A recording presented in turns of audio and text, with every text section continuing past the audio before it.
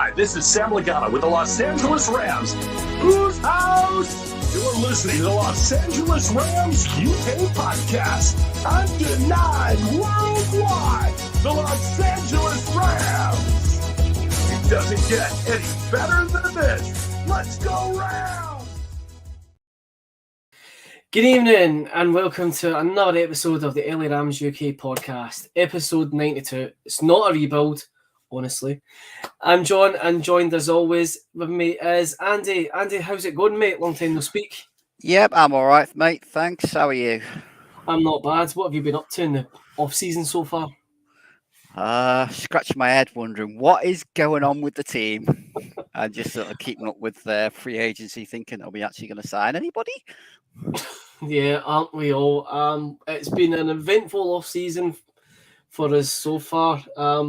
We did suspect, the last time we spoke, that this isn't going to be like any other year where it'll just be quiet, and things will start happening last minute. What felt like the shit hitting the fan kind of pretty soon after the Super Bowl, as we lost one of our biggest players in Jalen Ramsey. So if you've been living under a rock, Jalen Ramsey's no longer a Ram, he's a Dolphin. Andy, initial thoughts on losing Jalen Ramsey? Ridiculous, to be brutally honest with you. What is the team playing at? Not so much that we've lost him, because we always, I think, had this suspicion in the back of our mind something was going on.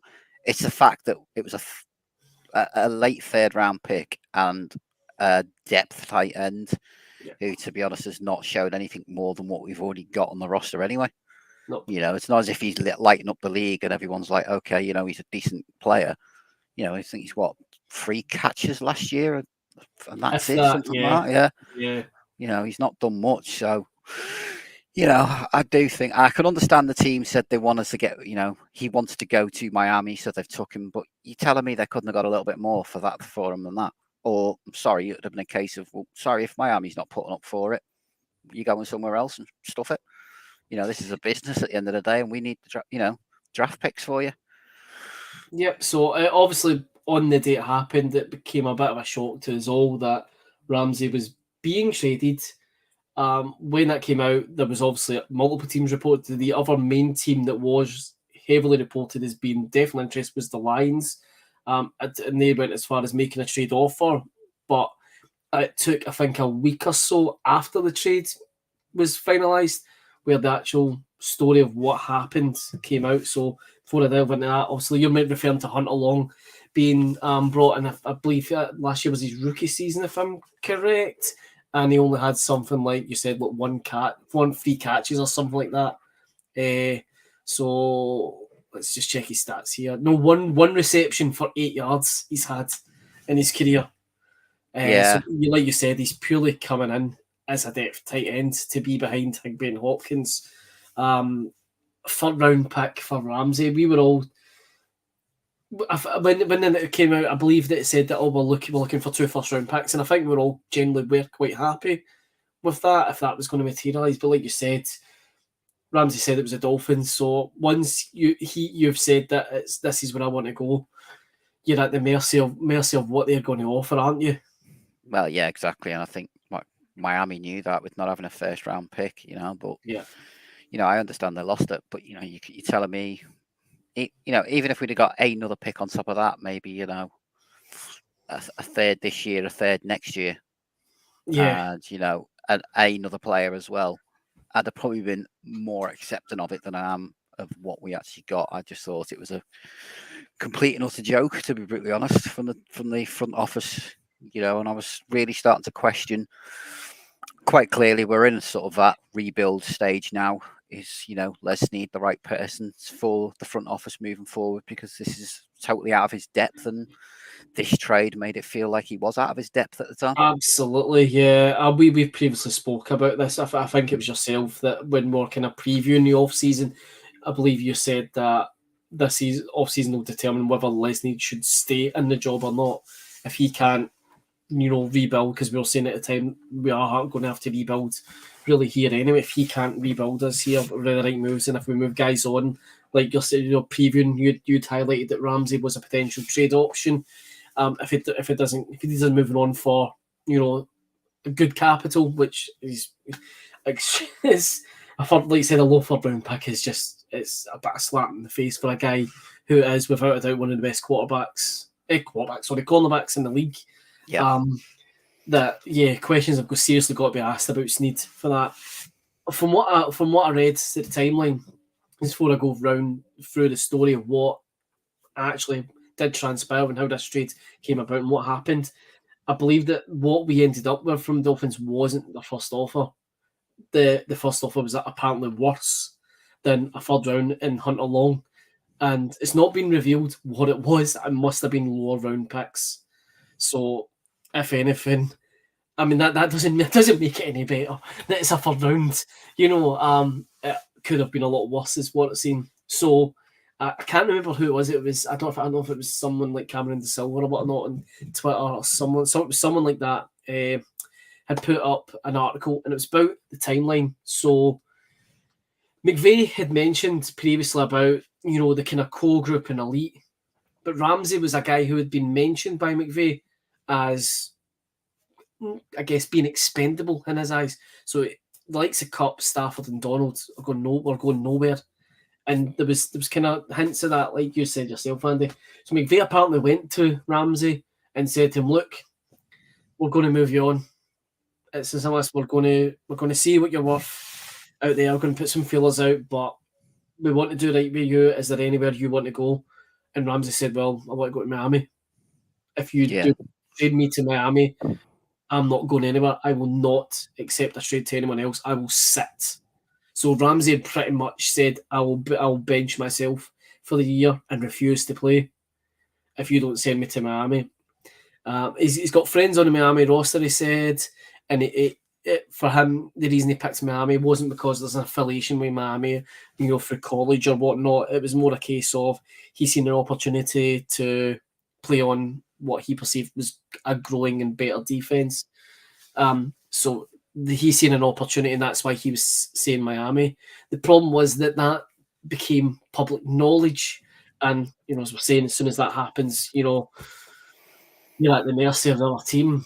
So the whole do right by him is because he said, "Well, you're giving me a bit." I mean, we did give him a respect. Say, "Look, we're moving you on," rather than just doing it behind his back or whatnot. And Ramsey's that kind of vocal person. It probably would be a bit toxic if we'd done that. So we want to kind of deal with the fallback of that. So the whole do right by him was, you tell us where to go and we'll try and get a move there. That wasn't, we didn't necessarily say we're going to get you there. We'll say we'll try and see if they'll take you and see what we can get for you. But when you've got better options elsewhere, I mean, I don't actually know, can a player reject a trade or whatnot, because you do see cases of players being traded and then they find out secondhand they've been traded. So it's one of those ones like, where was Les Snead making the decision? No, the business decision is for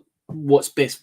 We need to go with what's best for business for the Rams here. Yeah, you will try to do right by you, Jalen, but the Lions are offering us what we value at. When it happened, I was like sitting on my phone. I was like, for fuck's sake.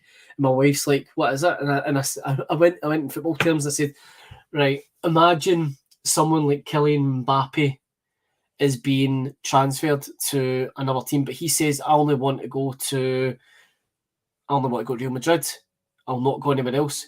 Real Madrid get aware of this. There's no clauses or anything, and they go, "Well, we'll give you $5 million for him," but he's valued at like $100 million. We'll give you $5 million. He wants to come here, we'll take him. $5 million, take it or leave it. I tried to compare it, and she's like, right, okay, makes perfect sense. Like, but why would you not just say, tough, you're going where we tell you to go and what's best for us? At the end of the day, once the trade goes through, well, it's your problem. If he doesn't want to play, you deal with him. It's not our problem. Exactly. Tough I mean, cookies. it doesn't go with any hard feelings from me. Disappointed to be losing them, but I think that the blame lies with the back office there, that they could have, like you said, just there, put a foot down and say, "Oh no, man, you're going to Detroit, pal. Hope you like that there. You can go and link up with your old pal Jared." Yeah, no, exactly. That's what I said to you at the time, and I think you tweeted it out. I sort of was like, okay, let's see the, because I don't know if you play Madden, but Madden's known for really dodgy, stupid trades for top players, and you'll get nothing. So I thought, right, I'll do this on Madden. Let's see what happens. Let's see if I get as bad a trade as this from that. And Madden went, oh yeah, here. The Jets went, oh, we'll give you Source Gardner, a 2023 second and a 2024 third. So if Madden even thinks the trade's a pile of junk, then it tells you everything you need to know about it. I know. I remember when you'd said that, I was like, I would bite up both hands off you to take Sauce Gardner. Keep the picks. Just give us the sauce. We'll exactly. Take that. But a video game can prove that how bad this trade was. Yeah, exactly.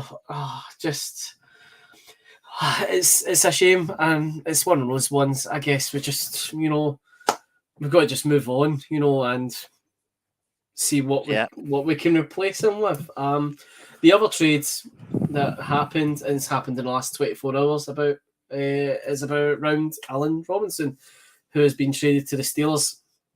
We're still going to pay $10 million of his $15 million salary, and we swap 7 round picks for him. This is really just one of those trades where it's like, well, it didn't work out. We need someone to take him. We'll pay part of his salary. Anybody want him? And well, I guess the Steelers came out yesterday. What's your thoughts on Allen Robinson in terms of his short, time with us? Yeah, I think the pick was just basically a salary cap dump. Just get rid. It's not worked out. Maybe his body language in the last few games of the season was very much a case of, I don't know. It felt like I just don't want to be here anymore. He just really didn't seem like he wanted to be. I think he realised it was a mistake. The team realised it was a mistake, and they've just gone. Yeah, he's been on the trade block for must be about a month now, and this is the best offer we've got for him. So, but to be honest, it's a shame because when we signed him, I actually thought he'd be a good player for us. He was at Chicago for a number of years. Every year was getting 1,000-yard, plus seasons with, quarterbacks like Mitch Trubisky throwing to him. So I genuinely thought him coming in, it would be a really good number 2 weapon alongside Cook. But obviously things just didn't work out, whether he just didn't bond with the team, with Stafford and co, or whether, we all know Stafford tends to Cook's number 1. I'll always look there, and then we'll see if 2 and 3, if nothing else is available, he'll force it to him sometimes. It's an unfortunate thing, but he's moved on, and let's just see what happens now again with the wide receiver room, because it's getting pretty bare down there now in quite a lot of departments. Yeah, just a bit. I mean, like yourself, like when we signed him, I thought it's a great number 2 behind Cup. I thought he was underrated in his time at Chicago, and thought, well, Stafford can maybe bring the best out of him.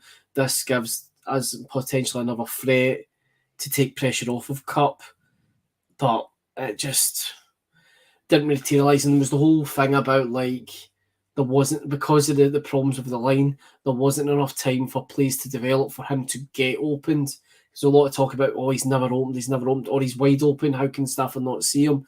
And it was, it's maybe it's one of those ones that it's not worked out because it's just been the wrong time, and as a result of maybe frustrations on his end, it's created a kind of, not resentment, but a kind of bad feeling between the coach and staff and himself, because of the basically situation he's been in, where he's not been able to get the touches, the yardage, really many touchdowns or whatever that he was maybe hoping for. So it's one of those ones. I'm not going to miss him. It's annoying that we need to pay someone 2/3 of his salary this year to get them to take them. But the phrase that I've used a lot the last kind of month or so is what I just need to just go on with it, I guess. I mean, it's a salary dump, like you said, next. It's it's going to save something like the best part of £18 million next year by getting rid of him. But no hard luck now. He'll go off and have 1,000 yards a season. Yes. A breakout year in Pittsburgh now. And absolutely. we'll be like, what? Yeah. Like I say, it's just one of them. He could have worked for us. It didn't work out. It's better just to move on, let him go, and look forward more to next year rather than this year. Yep. We've got a very large war kitty available at the moment. Well, that's it, yeah, and we'll come to that where we discuss what the hell's actually going on with our cat. But just looking elsewhere in the team, so a lot of guys have left us. So obviously Baker Mayfield, he was only on a short-term contract, so he's gone. He's now signed with the Bucks, as has Greg Gaines, who's only signed in a one-year deal. We cut Leonard Floyd, we cut Bobby Wagner, who kind of requested we cut. He's gone back to Seattle. We've lost Matthew Orzech. We've already touched upon Ramsey as well and Robinson. Nick Scott is gone. He's now at the Bengals. Riley Dixon's now in Denver. David Long Jr., who will not be missed, is now in Las Vegas. Taylor Rapp, who for a lot of us won't be missed either, is in the Bills. Brandon Powell's going to the Vikings. Chandler Brewer is going to the Jags. But for me, the one that's hurt the most is Matt Gay leaving and signing for the Colts. Out of that list, Andy, any ones in particular that you're disappointed as, cap situation aside, disappointed that they're no longer on our roster? Yeah, there's a couple, obviously, as you said, Matt Gay, but we could never compete with that contract. He's and fair play to the guy. He's earned that. I think it's like one of the best contracts for a kicker ever. Yeah. But the one that's probably more annoying, the two, is Greg Gaines. Yeah. You can't tell me we couldn't afford $3.5 million for a year's contract. We couldn't have offered him the same. Nick Scott, just simply because of he's done well for us when he stepped in. And his was he's on a 3-year, $12 million contract, so he's only like $3 million a year. Cap it. You're telling us again we couldn't have, with everything that's been going on that we obviously knew was happening, we couldn't have, kept him on and said to him, "Well, look, here you go. We'll match the offer from Cincinnati. Stay with us." It's a bit of a stupid one. And to be honest, again, Riley Dixon's only been signed for buttons. You're telling us he played well for us last year. You're telling us we couldn't have, kept that guy as well. Sort of at least kept some special teams going, because at the moment we literally do not have a special teams unit at all. We're either sort of going to be flinging, well, you know what, I'll pick you, and you, let's see what happens. And going back to the days of, before we signed Matt Gay, where we're sort of chopping and changing and trying to find something. Or, we're basically going to have to, 3 of our picks are going to be used, for a long snapper, a punter, and a kicker. That's it, yeah. With the amount of shortages we have on the team, is kind of like, the picks that could potentially go elsewhere where we need it.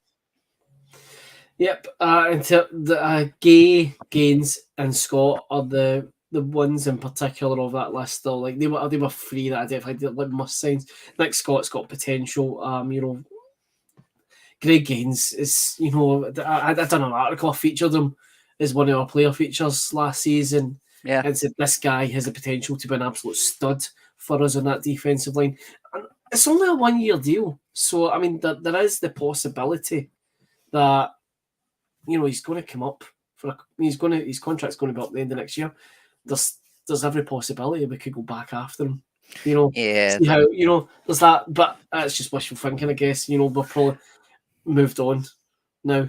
The problem is, he sounded sort of like what they call a make or break contract. This is sort of 1 year. If he makes it, then he's going to want the money. Yeah, he's all of a sudden, for his $3.5 million a year contract, all of a sudden becomes $10 million a year cap hit contract, and you're sort of like, you're all of a sudden starting to think, that's why I personally think we should have just said to him, all right, Tampa's offered you a 1-year deal. You know what? We'll give you a 3-year, $5 million a year deal. Sort of, there you go. We can afford it because, we'll make it work. Because he's been one of those. He's never going to be the big splashy, 20 sacks a season sort of guy. But that wasn't his job. He was there primarily as a run stuffer. And I thought he did the job very well. Was developing a bit of a pass rush ability as well, which was something coming out of college he sort of lacked a little bit. But, he was developing it and working alongside, obviously, AD. We've proved time and time again, how good he can make average players look just because he's next to him. Well, we've all seen the likes of Dante Fowler, everyone else. They've looked brilliant players, gone to another team and looked like a complete pile of junk as that sort of they genuinely were. Yeah, but that's like Greg Gaines, like said, his main role on the roster was as a run stopper, and I think he had great stats in terms of what he could actually stop. I think that our run defense, despite our feelings last year, was actually pretty decent, with the exception of when we were playing the 49ers, because we don't have a run defense against them. But guys like him, losing him, on that offensive line, like, if there's a way you can squeeze the money to keep him, for a good 3-4 years, like you said earlier on, Donald's going to be gone. With it, be it next year or the year after, the gap's going to fill up. Whatever in terms of dead money or whatever will go, then that money's all freed up to be distributed elsewhere. If he then needs to, if Gaines is then next kind of star on the defensive line, then the money will be there to retain him. But there's just the cap is also a mess. But you mentioned Riley Dixon, and that his numbers weren't too bad. And I remember reading that he's, we had a great punter before him in Johnny Hecker, and Dixon's stats weren't really as bad as people perceived them to be compared to what we had with Hecker, especially within his last couple of years. He wasn't a great punter, but it was averaging a good, but it was like kind of mid-high 40s per punt, which is not bad, I think what people focus on is obviously he did have a couple of muffed punts, one of them that cost us a touchdown, and that's what people are focusing on. But if you looked at his stats throughout the year, he was in the top 10 of punters in the league throughout the year, which is, that's what you want. You want your punter and your kicker to be top 5, minimum top 10 out the league. Because and he was getting us into some situations which were helping the team. That's why I just don't understand why we've just, like I say, tore the special teams down and just basically got them right. Everyone gone. Forget it. We'll just we'll see. We'll throw some dartboards at the throw some darts at the board and see what sticks, and we'll just wing it. The one I'm probably going to rant about more than anything, so I apologise in advance for my little rant now, is why the bloody hell have we signed Coleman Shelton to a 2-year, $5 million year deal? I don't understand it. He's not done much. Yet we've got David Edwards, who was, to be honest, a much better player when he was on the field. Went to Buffalo and is only getting for $1.7 million. What is the thing in that? Probably our best offensive lineman we've let walk and kept the depth guy and signed him to a big contract as a depth guy. What the bloody hell was that all about from the team? That's another one that I'm questioning. What the hell is this team Mr. Sneeds, you answered that one. Yep, absolutely. Shelton is getting paid more than David Edwards, and we've let David Edwards walk. What the hell? I'd love for the justification of that one. And again, it comes back to, we're all sitting here wondering what the hell is going on, because there doesn't seem to be any logical approach whatsoever. No.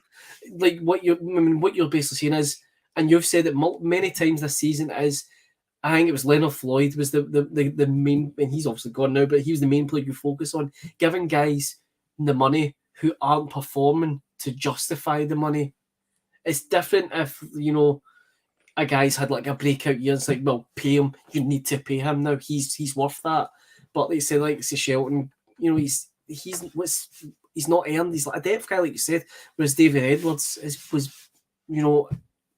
was ever present on the offensive line, and like you said, we've let him walk, and he's signed for like 1.7 million, as you were saying. Like, what are they thinking? Yeah, that's what I'm saying. I don't understand what they're thinking of. Do they know something about Coleman Shelton that we don't know, and they're like expecting him to have this massive breakout year and become, a top 10 guard? Obviously, they must be, yeah. Because I just don't understand it. I'd rather they'd said, you know what, Shelton walk, we'll keep you Edwards, we'll give you the 2 year, we'll pay you what we were going to pay Shelton, which is still more money than he's earning now. Yeah, and we've got a ready. Day one, plug and play. He's straight in there. Right, we've got at least one position sorted out. let's say it just seems to be at the moment. It's a case of we'll just stick people here, there, and everywhere. We'll see what happens, and you know what? If we suck, well, so what? There does seem to be that kind of attitude that they don't really seem to care. It seems to be how this is going to go next year. Let's be honest here. Yeah. But let's, as we're going to talk about next year, we've talked about who's not in the roster now. Let's have a wee chat about who's actually still there. And just to make this a bit easier for ourselves and for anyone that's following along here or watches back on YouTube, let's try and look at this on screen. So I'll bring this a bit bigger. So this, it's updated. This was until yesterday. So obviously it's been updated. Alan Robinson's no longer out. Fantastic. So this is the current roster that we've got here. 44 active, 1 exempt. It's the smallest roster in the league at 45. You think about it, like going into training camp, guys have got, teams have got up to 90 on the roster going into training camp. And obviously the whittles down to the 53, and then their practice squad. But 45 guys there. So either we're going to draft 11 guys and sign a hell of an amount of free agents, or we're going to draft a few guys and just run with 53. But let's break it down. The first one jumping out to us, we have one quarterback on the roster. He is an aging veteran who has health issues. Yeah, we don't even know if he can play. We don't know if he can play. I mean, we did talk about with Wolford and Perkins. We've let both of them walk. Perkins could have there was maybe an argument for maybe keeping them on, giving them a go, but I think people had seen enough in Wolford to know that this guy's not good enough to be a backup for us. So I mean, people are questioning: are we going to draft a quarterback here? Mock drafts had somehow had us drafting Will Levis. Yeah, it's not happening. Not the Titans are his kind of rumored destination. Talking about us. Depending on who you look at for Will Levis, you could even people are actually thinking he may even go as far as 4 with the Colts. Yeah, I actually think the Colts rate him higher than the likes of CJ Stroud and Anthony Richardson at the moment. Ooh. They actually do think he could potentially be sort of Frank Reich's mold of a quarterback. Mm-hmm. So he's one that could even, like I say, disappear a lot earlier. Some mock drafts had him going, and our pick in the second round, which absolutely no. I don't know a lot about Lewis, but I know that if he's going, he'll probably go first round. I don't see him dropping to the second. I'd be very surprised if he dropped to the second round, to be brutally honest. Even though he does have this weird thing of putting mayonnaise in his bloody coffee. I don't want to play like that on my team anyway. We don't want that, on our team. We've got enough misfits as it is. But so I mean, there's questions. Are we going to draft a quarterback out? Are we going to pick an undrafted free agent? Or are we going to try and pick someone out of the XFL? That season's kind of wrapping up now. Well, yeah, that's another option. Just going to the quarterbacks. We have had meetings with a few quarterbacks from the draft. I'll just bring a couple of names up. We've had Aidan O'Connell. Who was the other one? Jaron Hall and Hendon Hooker are the 3 that we've had recruit meetings with that are on the list for recruited meetings. Yeah. So there obviously is some interest there. As a potential backup, but I personally think it'll be Stafford. Maybe they'll bring a veteran in on a minimum. 2 veterans. Yeah, I think I do think we may see a quarterback be drafted later rounds, round 5, round 6. Is a depth option? Yeah, depth options, sort of, and then, like I say, a veteran on a league minimum contract just to sort of sit behind Stafford just in case. Because, if he goes, it's not the end of the world. Yeah, there was a study and I seen it and I just went, nope. Carson Wentz. No. Would you take him as a backup? No, thanks. As a backup, yeah, I don't see why not. He has league experience. He's, he has shown flashes in his career. Right, it's not panned out the way everyone expected, but I think as a backup on a league minimum, as long as it's a league minimum deal, then yeah, I'd take him. You know, it's got to be better than what we've had in Wolford and Perkins, to be really honest. You know, we saw what Baker Mayfield was, you know, just much like Wentz. He's washed up, he's finished, his career's over. He came to us, played a few games, and looked like a decent quarterback again. Maybe, you know, McVay's supposed to be the quarterback type whisperer sort of coach. Maybe he's one that could maybe sit down with Wentz and get him back to. I'm not saying he's going to be back to that 2017 form where, you know, he was running for the MVP, but you know, he could make a Stafford. You know, he could do what he's done to Mayfield, which is make him look half decent, and you know, it'll be a decent backup. But like I say, as a backup, because you know what else is out there. This is the thing. Who else is really going to be out there that we could turn around and, you know, we'd probably say the offense could at least function. You know, we've seen now with Walford, the offense doesn't function without a half-decent quarterback. No. I don't know any other ones that are available for us that you could pick up. I think it's one of those ones, like you're saying, picking up another veteran. I suppose the other veteran would be probably healthier than what our QB1 is, I guess. But I mean, as like someone like, I don't know, just top of my head, like Mariota is available, you know, and he's someone that got mentioned before. I'm not saying I want him, just his name is just jumping off the top of my head. Over I don't know. I think they're likely to pick a QB in the 7th round. I'd say we've got hundreds of picks in the 7th round. They'll throw one at a QB, just for depth.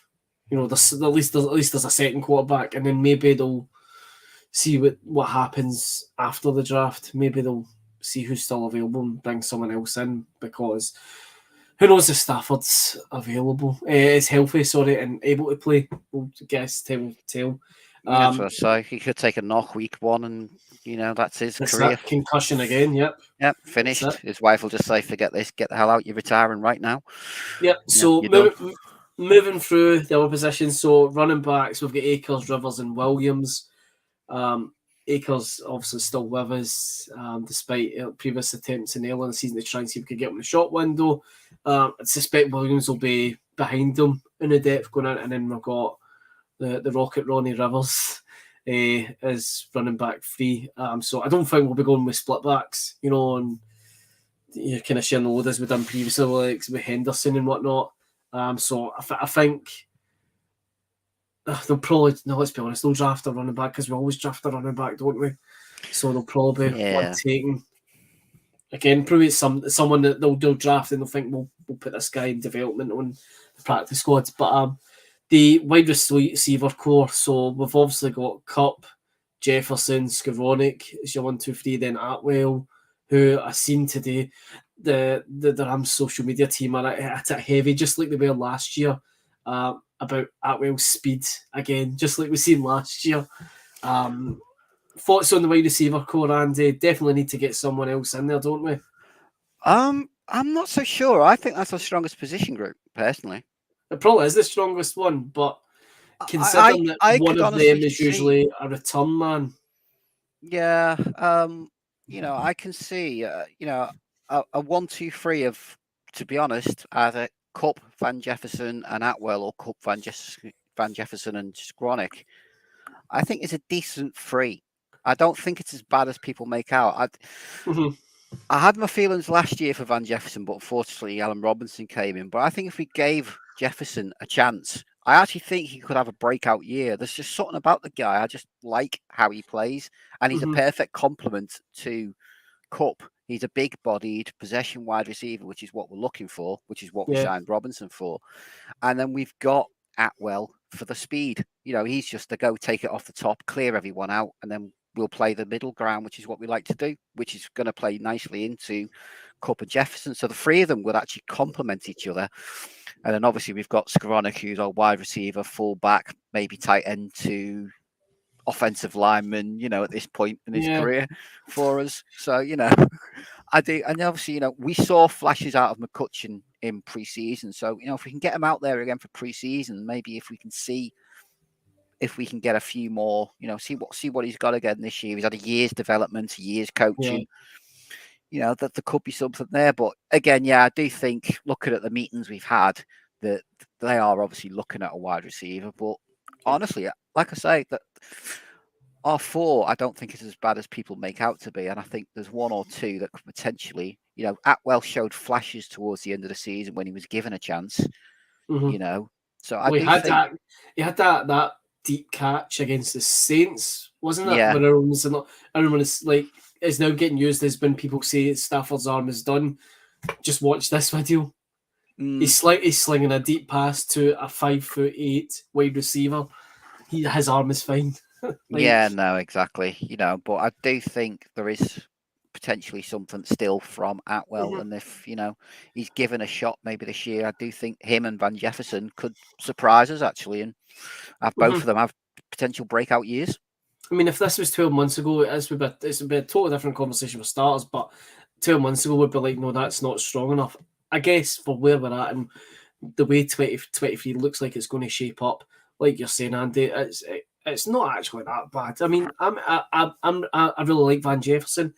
I felt that when he came back from injury in the season, there was a kind of bit of a lift because he's not a speedy receiver, but he does. He's like he's got a bit of strength about him, and it was. We kind of thought we were hoping for a breakout year last year, and I think he's going to be number 2. All the talk of Beckham is now gone because he's at the Ravens. People still were saying about Beckham coming back. There's no one that's going to be better than him coming in here. I do, based you said it yourself, based on the reports, the Rams, I guarantee there's a wide receiver getting drafted here. We've all round, who knows? But I do think they will at least they'll bring one guy at least into that core. But I think with the view of special teams, because we lost Brandon Pill, who was a wide receiver but played predominantly on special teams for us.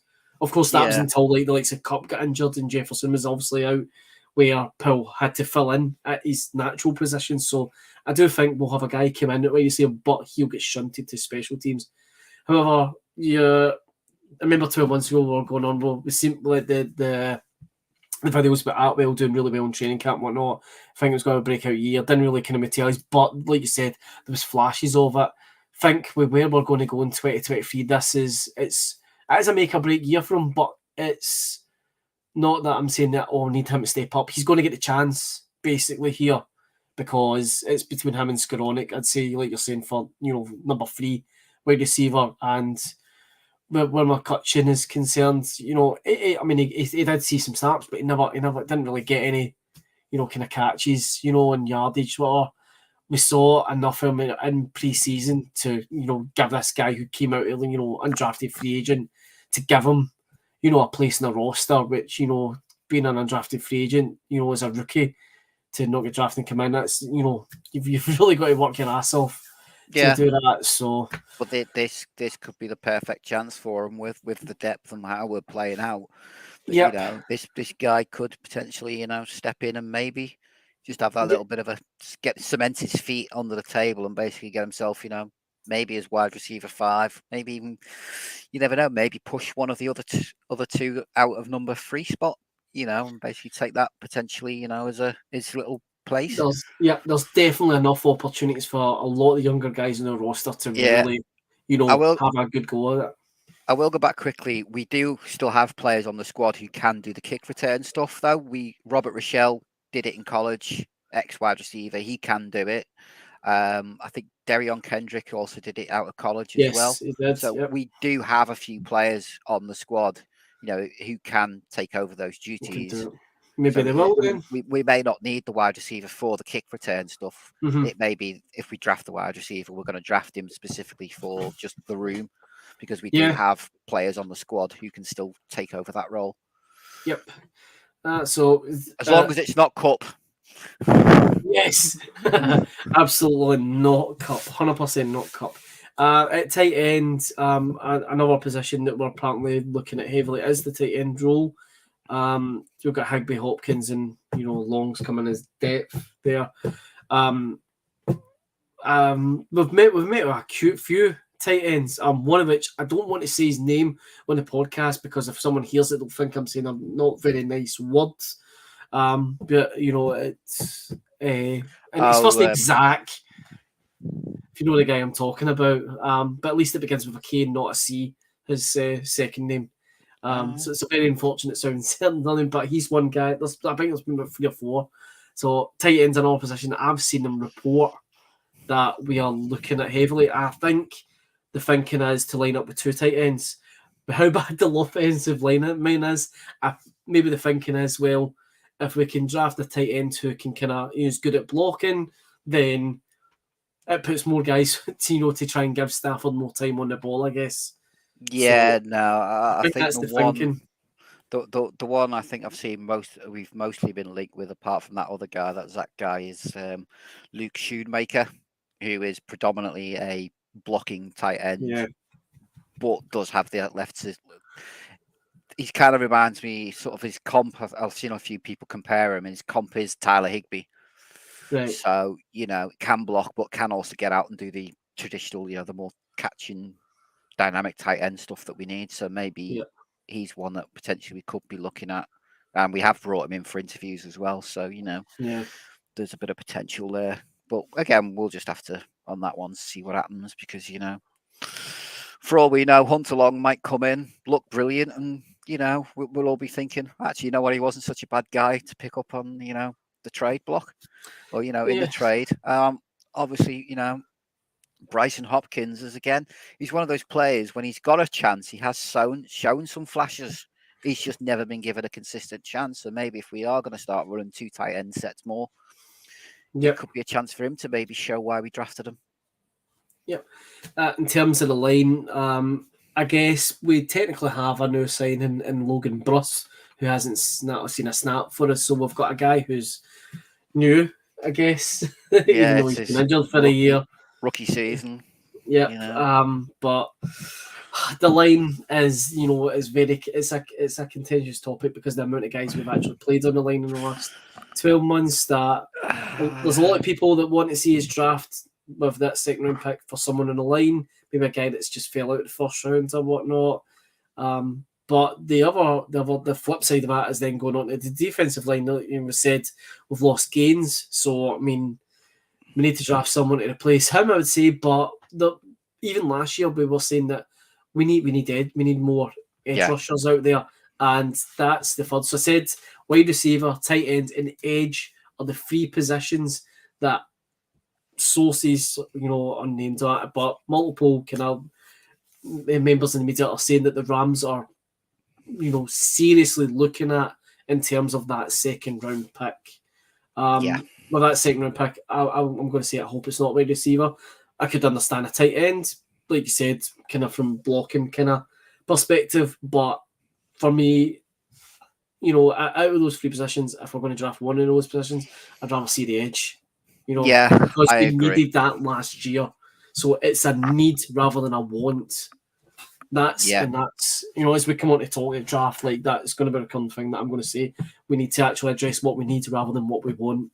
But looking elsewhere in the linebackers, we obviously lost Wagner, who was, a great addition last year and one of our best players on defense. Ernest Jones, I believe, is now, kind of leading the linebacker core. We've got Hurt. If I can never pronounce his name, even though I've learned to pronounce it and I've now forgot. I've got Daniel Hardy coming back in there as well, and I think we re-signed Rosaboom there. But again, you could be doing with bit more kind of depth there. But obviously, going to the defensive back, we're losing Ramsey. I wouldn't say we've really lost them, but Rapp and Long Jr. are gone, so. Defensive backs look a bit weak, but we've lost Troy Hill as well. We've lost Troy Hill as well. Yes, we have. But I mean, Kendrick and Durant both showed, some potential there. But last year, you said a lot of times last year it was really weak, the secondary, and it's still even worse. Yes, it's got worse. And we've lost 2 of our worst players And then, in Rap and Long Junior, we've lost 2 bad players, that gave us a lot of headaches last year. But somehow it's ended up worse. And I think it's obviously because Ramsey's gone, because, Kendrick, wasn't playing too bad when he was alongside Ramsey, and neither was Durant, but the depth isn't really there as well. So, in the last few years of drafts, we tend to, draft in the secondary, in the later rounds. So it's one of the ones I would expect us to, I guess. Yeah, the only thing I will say is, bar a couple of talents in the secondary that are sort of your first, maybe second round buzz. After that, a lot of the analysts aren't impressed with what's coming out beyond that. Yeah. So, guys that we maybe pick it up in the 5th, 6th round, most of these guys at the moment would, in a normal year, be classed as basically undrafted talent. They're basically the ones you'd pick up as UDFAs. So that there is a big. It's not the best year to need, say, secondary as as one of your priorities on the team. Let's just put it that way. Yeah. And we are going to be, again, maybe comes, after the draft, training camps and what have you. It may be a case of we may look at getting another veteran, in on a, 1 year sort of band-aid deal. But, if you're telling me we're going to start with, all right, Fuller's okay. I think Fuller's the only one I'm comfortable with. But, it's going to be, I reckon, probably at the moment, Durant, Sean Jolly, Derion Kendrick, and then take your pick out of Lake LeConte or Yeast as the other safety. That kind of does not fill me with any confidence that we're not going to shut nothing down with that. And teams are just going to torture us to death. It'll just be a case of, okay, we're not even going to run it. We're just going to pass it because we'll easily defeat them. Yeah, they're not going to stand a chance. Yep. And then just moving on there, just says currently vacant our special teams. So, there's a need, long snappers gone, punter, kicker, and, just kind of coming back to, punter, as long as he can punt the ball, does it really matter? Long snapper, does it not matter? But a kicker, when we got rid of Zwellen, we had Sloman and there was another guy. I can't even remember the other guy we brought in. That's how bad he was. He was just. I remember Sloman because we drafted him. But I can't even remember the other guy. That's how bad he was. We went for a season with 2 mediocre kickers. And then we found he's the diamond in the rough, Matt Gay. And, all credit to Money Matt. He's getting paid. The guy deserves every penny of the contract he now gets. I'm absolutely gutted he's no longer on the roster. Read an article a couple of days ago that said that normally when this happens with kickers, they get moved on or they don't get re-signed because of games that failures to kick has resulted in them losing the games. We never lost a single game because of Matt Gay. Put it that way. I've seen the analysis that every game he played, there was not a single game where we lost. It was down to Matt Gay kicking. It was down to failures and mistakes elsewhere. Matt Gay was ever present. He was consistent. The guy played injured. He had a hell of a leg on him. Like I said, he was one guy. I said when we talked about the guys coming up pre-season, I think he was the guy who said, let pay him whatever he wants.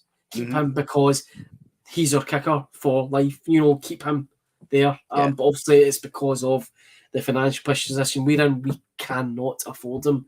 If we sign him, we cannot address needs elsewhere, which is unfortunate. But are we going to then pick another kicker out here? I'd rather we didn't draft a kicker.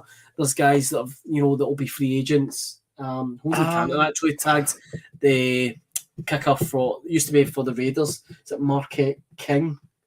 Yeah, I guess. And it posted a video up says he's good with his hands as well, and it shows him he kicks off and then he makes the tackle, and it's against the Bucks. I couldn't make out from the video who was the tackle, but I mean, he absolutely leveled him. For a kicker to have a bit of strength, and Marquette King actually retweeted it and said, I'm up for this basically. So I will say the guys out there. Basically, is what I'm saying. Yeah, I will say we have had some meetings with kickers and punters.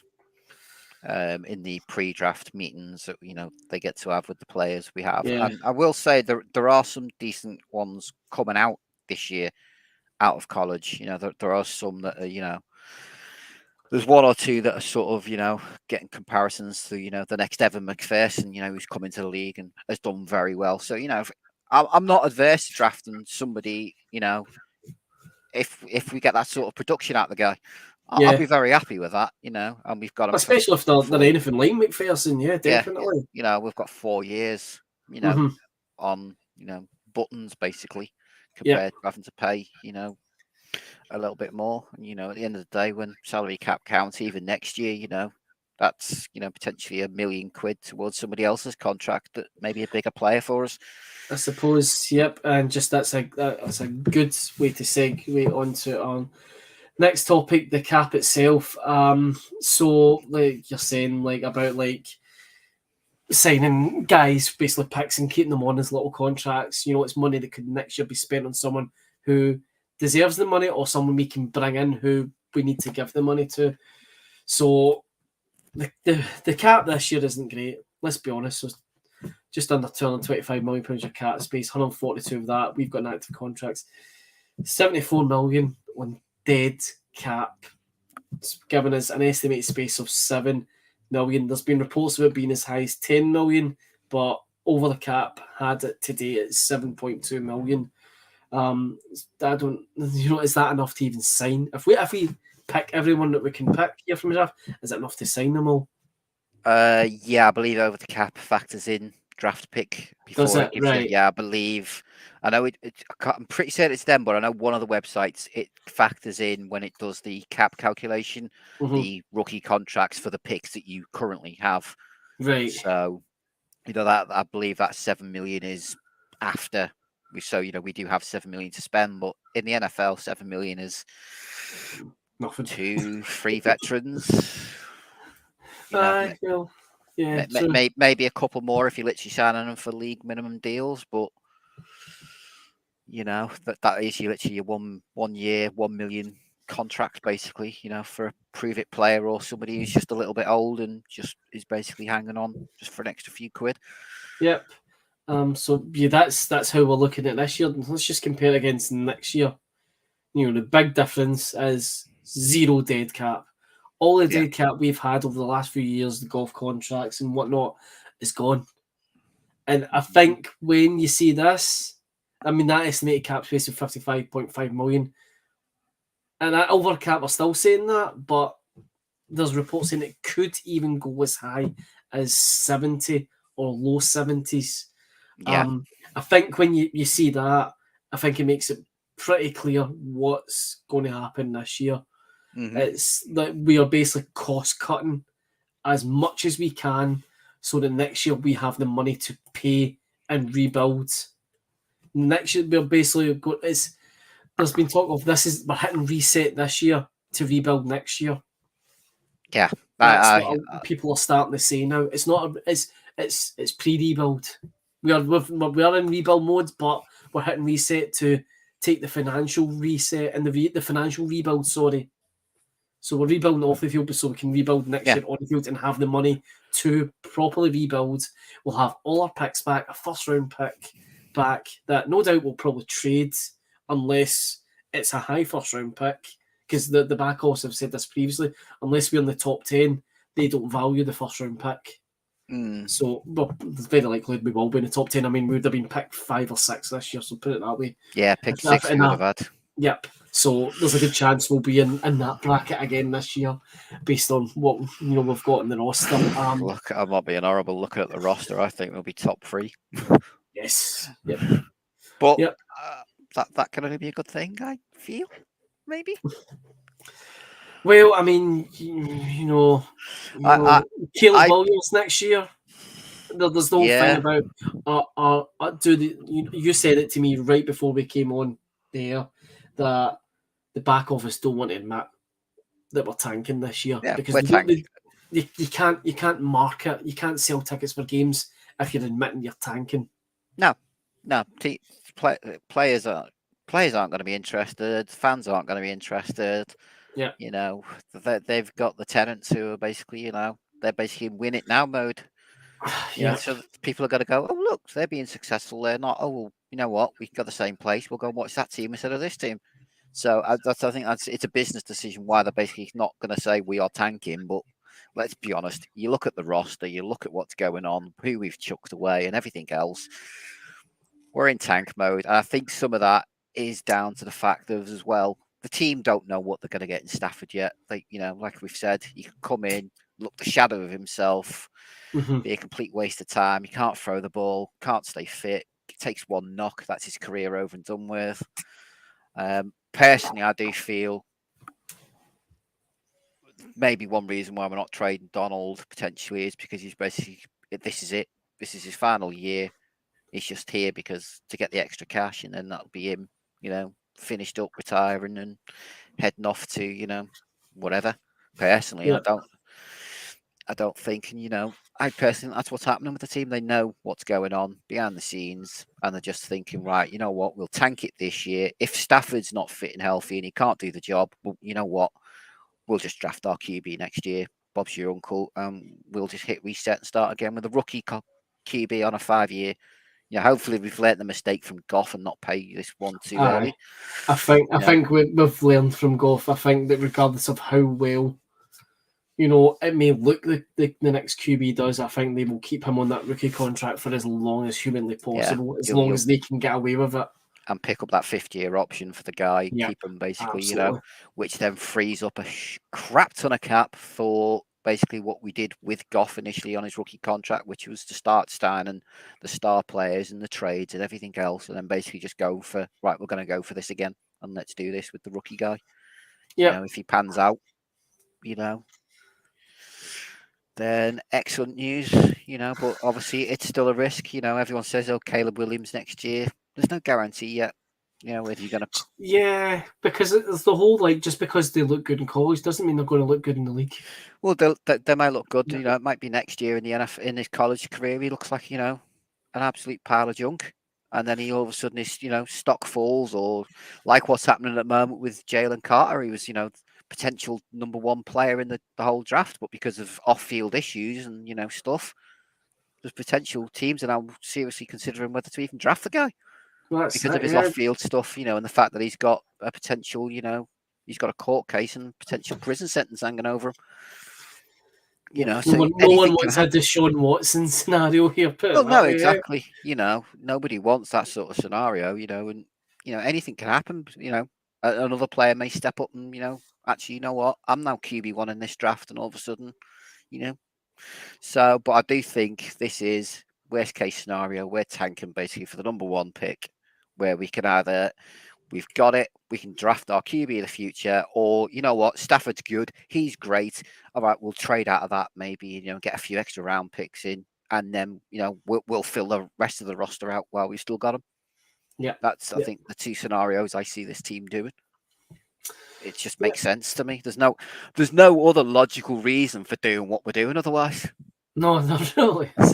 There really isn't. We're trying our hardest. Everyone is trying their hardest to try and work out what's actually going on. Like I said, pretty many times during this episode, no one's got a clue, basically. And I hope that they've got a clue what they're doing, because it doesn't look that way from our perspective.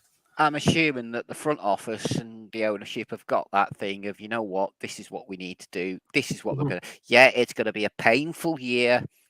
I think basically when Demov made that statement, he was basically insinuating that, we're in for a painful year, but it's going to be 1 year, rather than, as we've said previously, stuck in that purgatory where you're not good enough to win a Super Bowl, but you're not good enough to get a top 5 pick. And you're sort of picking, late teens, early 20s, which is neither use to an ornament, and you're just stuck in that 8 and 9 purgatory hell like we had for donkey's years. Yeah. But, well, we'll see. But that moving on, we will now preview the draft. The draft is taking place 2 weeks. No, sorry, not 2 weeks. Next week, next Thursday. Sorry, next Thursday, 27th of April. So everyone goes on about, the Rams have got no picks. They've got no picks. Count them, 11 picks in 2023. I think it's one of the highest pick counts this year. So we are drafting 36 overall in the second round, 69 and 77 in the third round. No picks in the fourth round at present because it's us, no doubt. We'll have a fourth round pick because we have 3 in the fifth at 167, 171, 177. Good chance we could package a couple of them up to get into the fourth round for the right guy. Sixth round, we've got 182 and 189, which came from Atlanta, and 191, which came from the Titans. And then the seventh round, we've got 223 and now 234, which we got from the Steelers yesterday. It's a lot of picks, isn't it, Andy?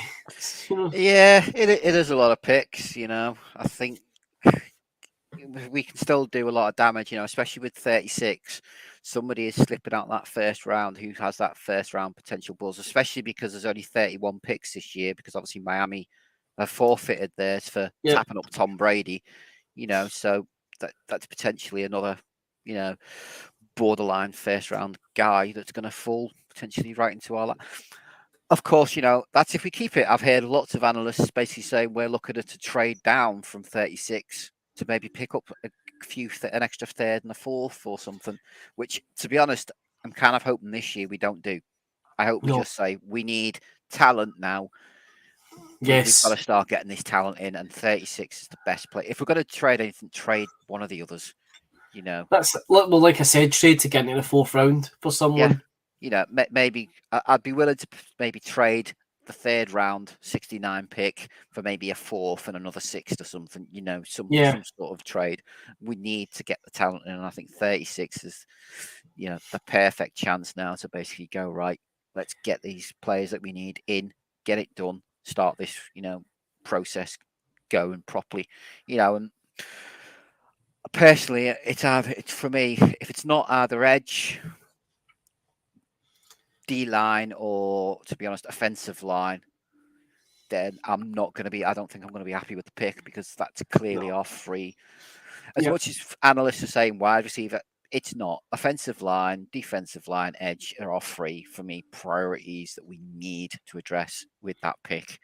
And, depending on who falls down, I'm not going to give a player's name because, as we all know, drafts can change, and, a player that you think is going to be available all of a sudden gets drafted, the pick before you're picking, and you're kind of like, oh, crap, But as long as we can get somebody for one of those three positions, I'll be happy with it, as long as, it is a decent player and we're not just taking a flyer on some dude because, he ran the fastest 40 or some stupid thing like that, and he's not very good, Yeah.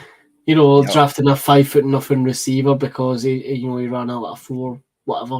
Yeah, 40 free speed or something, and we're like, what are you playing at? We need. Doesn't matter how tall he is, he's fast. Yeah. We need, like I say, edge, offensive line, and maybe D tackle, D lineman to play alongside. They're the three positions that we need, and we'll see what happens. But we potentially already have one rookie on the squad, as we've said previously with Logan Bruss. He's an unknown.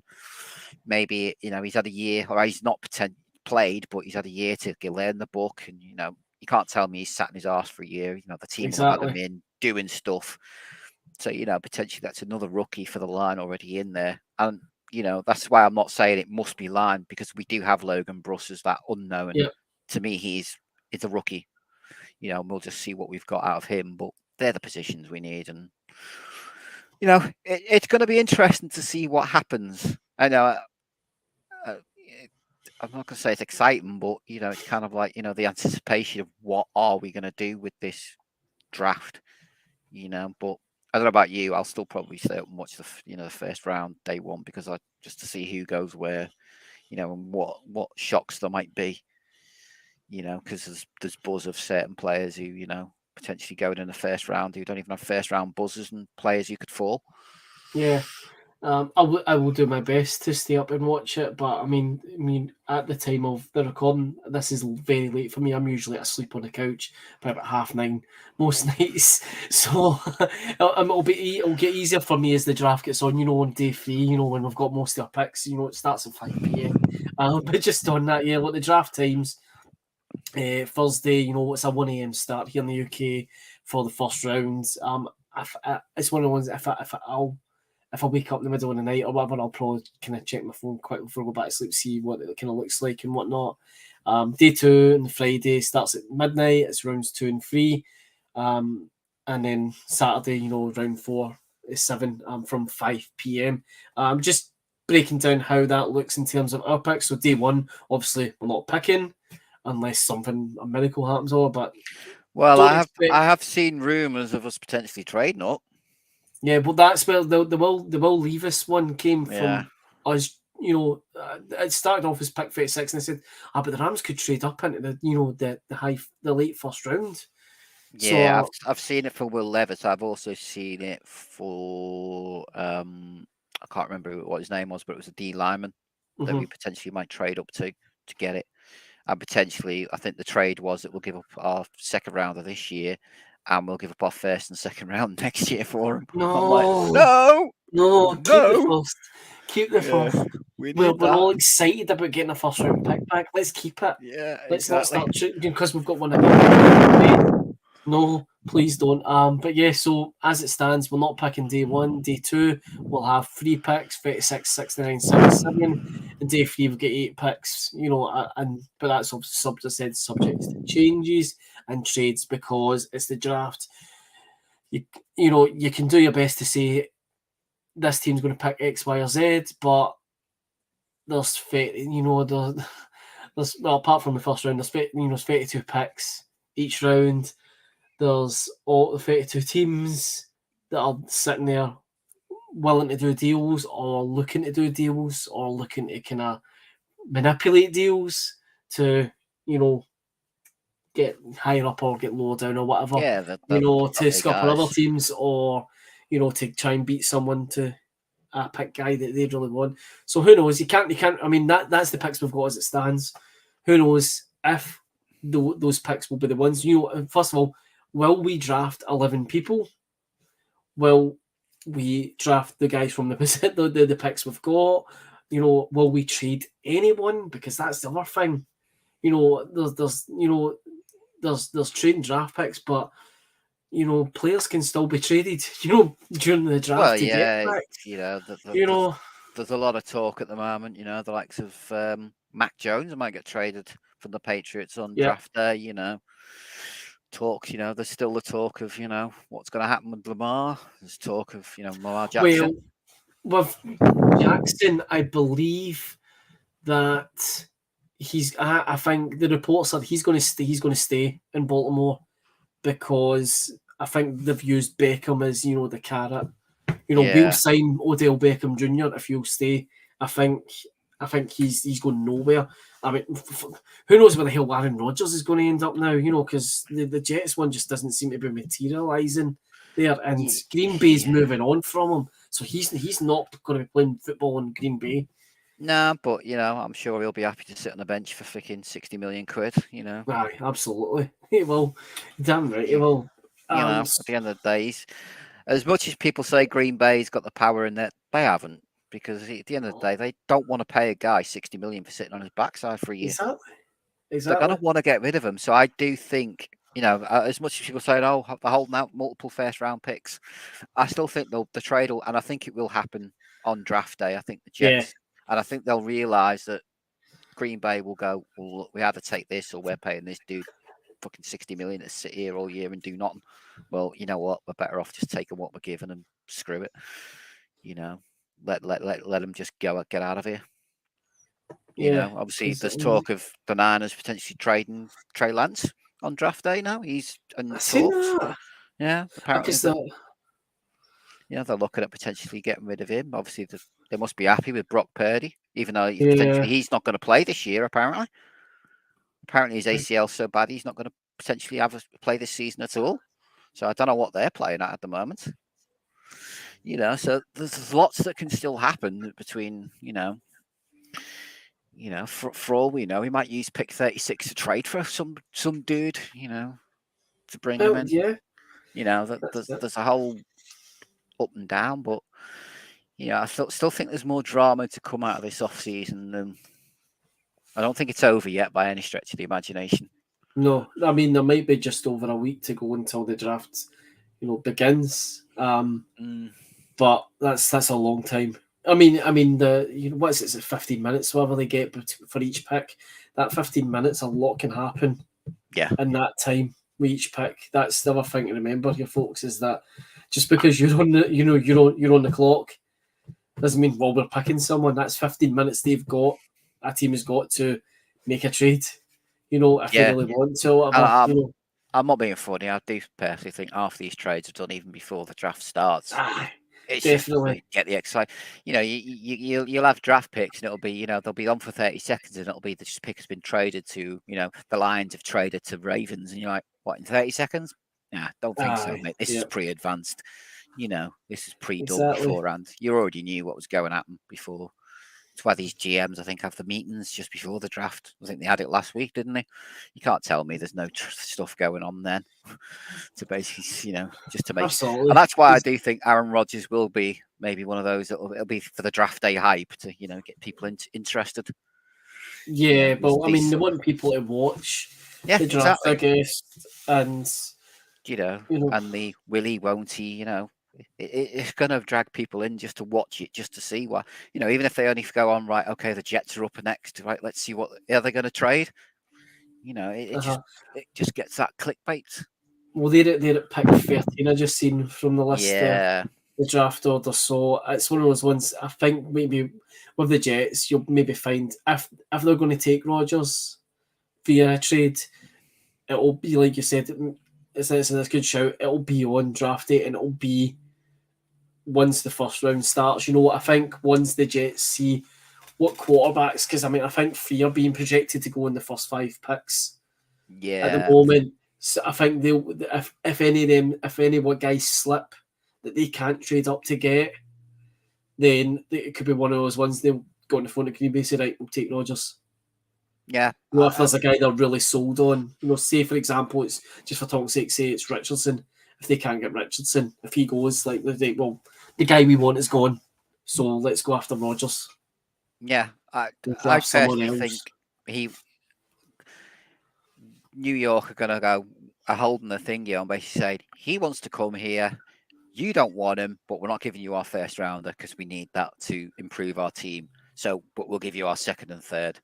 Because I think New York, I think have got two seconds and 2 thirds in this year's draft. I think or something like that. I'm sure they've got 2 in one of those rounds that they can. Because that's, I think, the trade I've been seeing. Is that they'll give up both. A Green Bay honestly going to say no when they know that if they don't do this, they're basically going to be left with a dude who's just going to sit on the bench and get paid stupid amounts against the cap. Yeah, just checking there, just from your saying about it, they have 6 picks. They have the first, 2 seconds, a 4th, a 5th, and a 6th. So they got picks 42 and 43 in the second round. Yeah, you telling me Green Bay, if they turn around to Green Bay and go, right, we'll give you 42 and 43 in the second round for Rodgers, and maybe a third round. They'll take it. They'll have to, because otherwise, as I say, it's going to be a case of, oh crap, well, we're stuck with him. Are we going to play him? Oh, he doesn't want to play, but we've got to pay him $60 million a year. Oh, great, They'd rather get that cash off the books and get those 2 picks. Interestingly, just saying that 42 and 43, seen that second round. So the Jets have got 42 and 43. Green Bay have got 45. So they would then have 3 picks in that second round right after each other. Yeah, So they could control the boards really, really heavily. Most teams want. If you offered most teams 3 picks in the first 50 picks of the draft, they're going to be like, yes, please, thank you very much. I just don't see, I think Green Bay are just playing stubborn and basically holding out. And I think, as we've seen this year with the trade market, very few teams now are willing to give up first rounders for veterans because, it's not worth it for them, So they're going to sort of play hardball.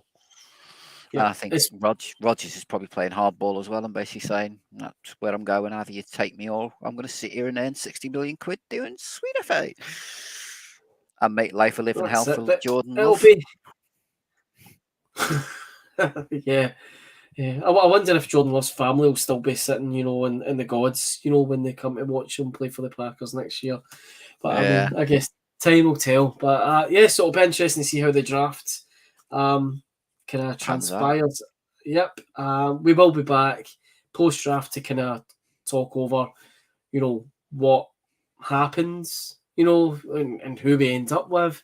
But depending on how the draft goes, it'll either be, we're happy, blah, blah, blah, or it'll be me ranting because we've drafted a flipping running back in the second round with pick 36 and I'm screaming my head off for an hour.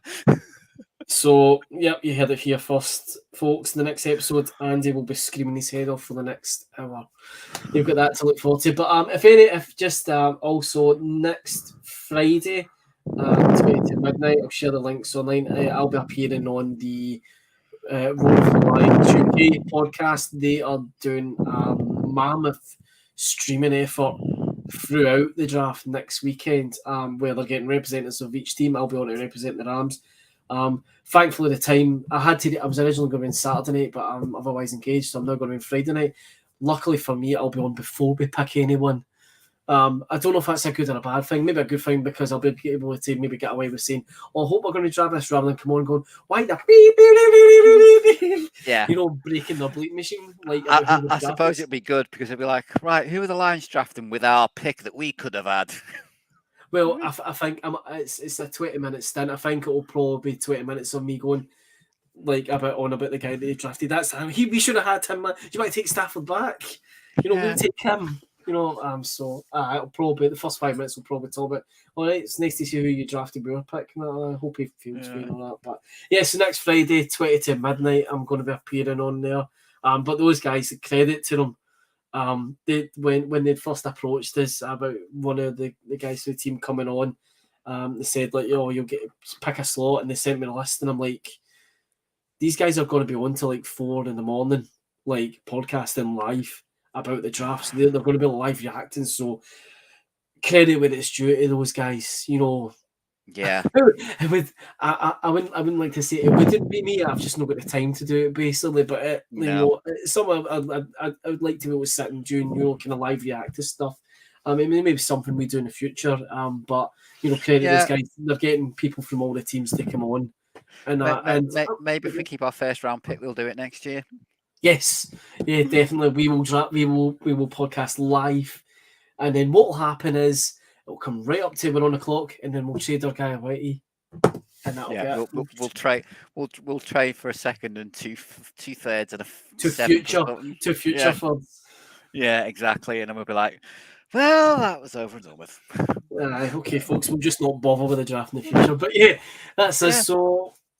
Fingers crossed we have a good draft, but that about does it for another episode of the podcast. Andy, always a pleasure to talk about the Rams with you, mate. Yeah, likewise, even if it is a bit up in the air at the moment. Yeah, well, let's be honest, it's not going to come down anytime soon. So we will see you again, folks, in a couple of weeks' time to dissect the draft. So, Andy, thanks for joining me, mate. I'll catch you again soon. Yep, thanks for having me on. Catch you later, guys. Take care, folks, and see you soon.